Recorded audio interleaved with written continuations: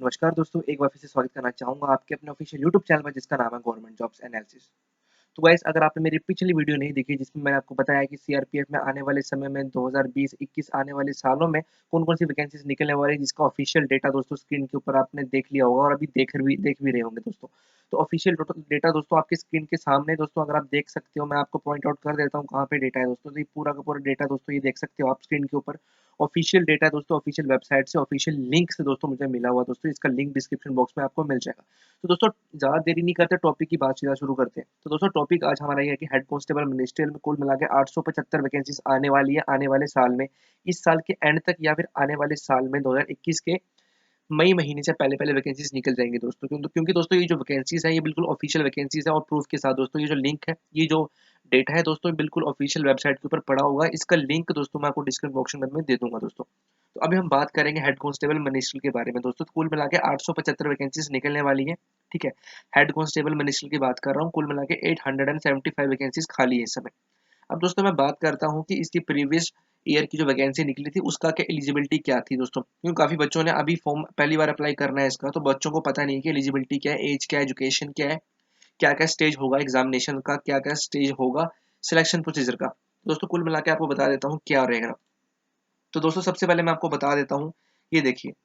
तो कुल मिला के दोस्तों मैं बात करूँ, ठीक है, तो इसकी जो सैलरी रहने वाली दोस्तों, सैलरी जो होती है इसकी दोस्तों रहती है 5200 से 20,000 और ग्रेड पे रहता है 2400। यानी कि कुल मिला के दोस्तों मैं आपको बता दूं, कुल मिला के अगर आप हेड कांस्टेबल जा रहे हो तो 36 से 37,000 आपकी जेब में आ जाएगा दोस्तों।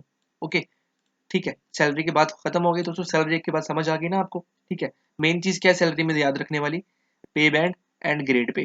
ठीक है, ओके। अब दोस्तों मैं बात करता हूँ आपको कि कौन कौन इसे अप्लाई कर सकता है। ओके, तो ये काफी मेन चीज है, मैं बता देता हूँ। देखिए, अगर आप इंडिया के सिटीजन हैं या नेपाल के हैं या भूटान के हैं या फिर तिब्बतियन रिफ्यूजी हैं जो कि 1 जनवरी 1962 से पहले इंडिया में आए हैं, ओके, ठीक है दोस्तों, तो वो इस फॉर्म को अप्लाई कर सकते हैं दबा के, बिना किसी संकोच के, बिना किसी देरी के। ओके, अब दोस्तों मैं एलिजिबिलिटी बात करता हूँ कि एजुकेशन क्या रखी गई है दोस्तों। तो सिंपली 12th पास रखी गई है, 12वीं कक्षा। अगर आपकी 12वीं कक्षा दोस्तों किसी भी आर्ट्स से, साइंस से, कॉमर्स से, किसी भी प्रकार की साइड से तो अगर आपने कर रखी है, चाहे स्टेट बोर्ड हो, चाहे कि सेंट्रल गवर्नमेंट का बोर्ड हो दोस्तों, चाहे आपके 33% है, चाहे आपके 100% है, परसेंटेज का कोई भी महत्व नहीं है इसमें। ठीक है, आप अप्लाई कर सकते हो। हाँ, एक और चीज़ है नोट, कि अगर आपने 2 या 3 साल का डिप्लोमा कर रखा है किसी भी टेक्निकल एजुकेशन में, अगर आपने डिप्लोमा कर रखा है मैकेनिकल में, इलेक्ट्रिकल में, इलेक्ट्रॉनिक में या फिर सिविल में, किसी में भी कर रखा है दोस्तों, तो आप इस फॉर्म को अप्लाई नहीं कर सकते हो। सिर्फ और सिर्फ जिन बच्चों ने 12वीं पास कर रखी है वो इसको अप्लाई कर सकते हैं। ओके, अब मैं बात करता हूँ दोस्तों नीचे कि स्किल टेस्ट। तो स्किल टेस्ट वो होता है, स्किल टेस्ट में आपसे 10 मिनट के अंदर आपसे 350 अक्षर टाइप करवाए जाते हैं, ओके, स्क्रीन के ऊपर। तो सीआरपीएफ का अपना ही एक ऐप होता है, उसके ऊपर टाइपिंग करवाई जाती है दोस्तों। तो स्किल टेस्ट अगर आप इंग्लिश में टाइपिंग करते हो तो आपको 35 वर्ड पर मिनट लिखने हैं दोस्तों, 35 अक्षर पर मिनट लिखने हैं हिंदी इंग्लिश में। और अगर आप हिंदी टाइपिंग करते हो तो 30 वर्ड पर मिनट लिखने हैं आपको हिंदी में। तो कुल मिला के 10 मिनट का समय मिलेगा आपको, 10 मिनट का समय मिलेगा उसमें। कुल मिला के आपको, अगर आप इंग्लिश में टाइपिंग कर रहे हो तो 350, और अगर हिंदी में कर रहे हो तो 300 अक्षर लिखने हैं। इनमें दोनों में मर्जी है, आप हिंदी में भी टाइपिंग कर सकते हो, इंग्लिश में भी कर सकते हो, जैसे आपकी मर्जी, जैसे आपको आसान लगता हो दोस्तों। ओके, ये भी आपका क्लियर हो गया, आपका एजुकेशन क्लियर हो गया, आपका स्किल टेस्ट दोस्तों क्लियर हो गया। आपका ये क्लियर हो गया कौन कौन इसे अप्लाई कर सकता है। तिब्बतियन रेफ्यूजी हो गए, इंडियन रेफ्यूजी हो गए, इंडियन और आपके नेपाली रेफ्यूजन हो गए, और भूटान के। ओके, अब दोस्तों मैं बात करता हूँ फिजिकल स्टैंडर्ड की बात करता हूँ। तो मिनिमम दोस्तों हाइट रखी गई है 165 सेंटीमीटर हाइट रखी गई है फॉर जनरल कैटेगरी के लिए, और फीमेल की हाइट रखी गई है 155 सेंटीमीटर। अगर आप डोगरा है, कुमाऊं है, गढ़वाली है, गोरखा है, मराठा है, अगर आप सिक्किम, नागालैंड या अरुणाचल प्रदेश, मणिपुर, त्रिपुरा, मिजोरम, मेघालय, असम, हिमाचल प्रदेश और जम्मू कश्मीर के एरिया से आते हैं, तो आपकी मिनिमम हाइट होनी चाहिए 162.5 सेंटीमीटर मेल के लिए और 150 सेंटीमीटर फीमेल के लिए। ठीक है गाइस, समझ आ गया। अगर आप शेड्यूल ट्राइब हैं, अगर आप एसटी हैं, किसी भी स्टेट से हो, किसी भी यूनियन टेरिटरी से हो, किसी भी एरिया से हो, तो आपकी मिनिमम हाइट होनी चाहिए 162.5 और आपकी फीमेल में होनी चाहिए 150 सेंटीमीटर।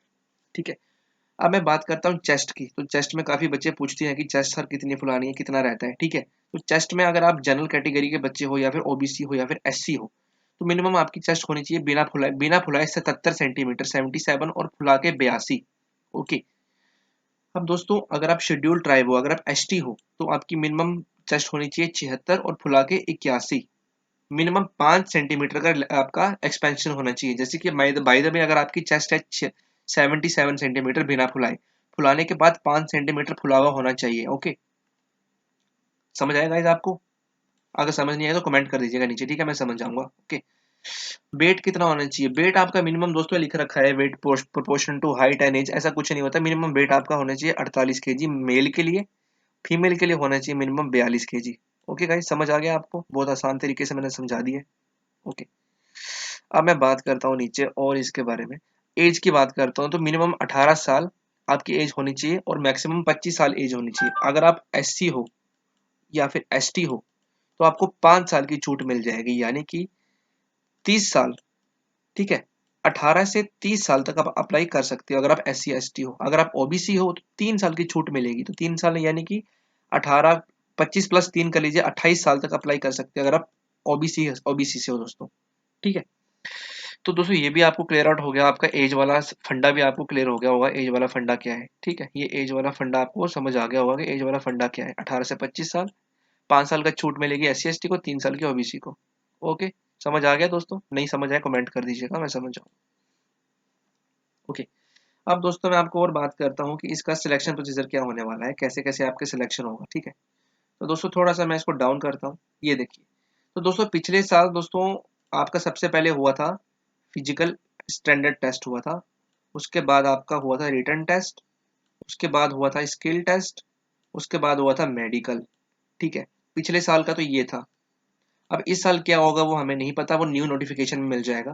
तो रिटन एग्जामिनेशन होता है दोस्तों, सबसे पहले होता है आपका पीएसटी। पीएसटी में क्या होता है, आपके डॉक्यूमेंट की चेकिंग होती है, 10th की 12th की, आपकी मार्कशीट, आपकी एससी एसटी अगर आप हो, आपकी कास्ट सर्टिफिकेट चेक होती है।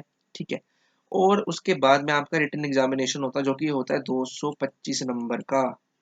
ठीक है गाइस, 225 नंबर का रिटन टेस्ट होती है।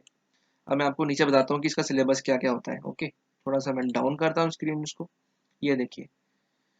225 नंबर का पेपर होता है जिसमें आपका दोस्तों सेक्शन 4 भागों में पेपर आता है। Section A B C D.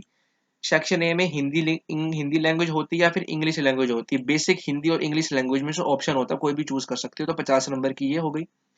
50 number का आता है जनरल इंटेलिजेंस, ठीक है, रीजनिंग कह सकते हो। न्यूमेरिकल एप्टीट्यूड 50 नंबर का, क्लरिकल एप्टीट्यूड 50 नंबर का। तो कुल मिला के कितना हो गया, 50 इंटू 4 करोगे तो कितना हो गया, 200 नंबर का। 200 नंबर का समझ आ गया आपको? आ गया समझ? ठीक है, अब दोस्तों मैं नीचे करता हूँ। 25 नंबर रहता है ना आपका, तो 25 नंबर में आपका होता है डिस्क्रिप्टिव पेपर। दोस्तों ये पार्ट 2 होता है, ये साथ ही में पेपर आपको देना पड़ता है। पार्ट 1 के साथ में आपको पार्ट 2 देना पड़ता है, 2 पेपर मिलते हैं आपको। ओके दोस्तों, आपको समय मिलेगा कुल मिला के 2.5 घंटे का। ठीक है, 2 घंटे आपको लगाने हैं आपके पेपर 1 के लिए और आधा घंटा लगाना है आपको डिस्क्रिप्टिव में। 25 नंबर का पेपर होता है, बड़ा आसान होता है, यहाँ कोई दिक्कत की बात नहीं होती। 25 नंबर में आपको क्या करना है दोस्तों, मैं आपको बता देता हूँ कि 25 नंबर के पेपर में क्या क्या आता है। ये देखिए, 25 नंबर के पेपर में थोड़ा सा मैं साफ करके बताऊं, ऐसे राइटिंग होती है, ऐसे लिखना होता है हमें। ठीक है, ऐसे क्या होता है दोस्तों आपको पता होगा, किसी भी शुलेख लिखना, जैसे कि 5 नंबर मिलता है आपको कंटेंट का, कि आपने जो लिखा हुआ है वो कितना सही है। रेलेवेंसी का मिलता है 5 नंबर, एक्यूरेसी के मिलते हैं 5 नंबर। ओके, लेटर राइटिंग लिखना होता है, लेटर लिखना होता है, 10 नंबर का ये होता है। इसमें फॉर्मेट जो होता है आपका 3 मार्क्स का होता है, कंटेंट 4 मार्क्स का, एक्यूरेसी 3 मार्क्स की। ओके, आपने देख लिया होगा दोस्तों यहाँ पे। ओके, जो आपकी दोस्तों जो फाइनल मेरिट लिस्ट बनती है ना, जो आपकी फाइनल लिस्ट बनती है वो बनती है पार्ट 1 एंड पार्ट 2 दोनों को मिला के 225 में से आपकी फाइनल मेरिट लिस्ट बनती है दोस्तों। ठीक है, तो 2016 में जो वैकेंसी निकली थी तो उसमें दोस्तों जो बच्चों को सिलेक्ट किया गया था पेपर 1 और पेपर 2 में दोस्तों, तो उसमें थे कितनी कट ऑफ गई थी, जनरल के लिए कट ऑफ दोस्तों गई थी, जो सिलेक्शन थी जनरल को दोस्तों 90 नंबर पे बुला लिया गया था स्किल टेस्ट के लिए। ठीक है, 90 नंबर में। ओके, तो कोई घबराने वाली बात नहीं है, 90 नंबर में आपको बुला लिया जाएगा। ओके, तो दोस्तों आप और देखिए, तो आपका एग्जाम जो होता है वो होता है ओएमआर पे। ठीक है, ऑफलाइन पेपर होता है, ऑफलाइन पेपर, ये देखिए ऑफलाइन पेपर होता है, कोई घबराने की बात भी नहीं है इसमें। ठीक है, ऑफलाइन पेपर होता है। ओके, अब मैं थोड़ा डाउन और करता हूँ। चेकिंग ऑफ डॉक्यूमेंट, डॉक्यूमेंट कौन कौन से लेके जाने हैं आपको? डॉक्यूमेंट आपको लेके जाने हैं, 10th का सर्टिफिकेट लेके जाना है, 12th का सर्टिफिकेट लेके जाना है, अगर आप SC, ST, OBC तो उसका सर्टिफिकेट लेके जाना है, जो कि दोस्तों आपका जो तहसीलदार से बना होना चाहिए या फिर सेंटर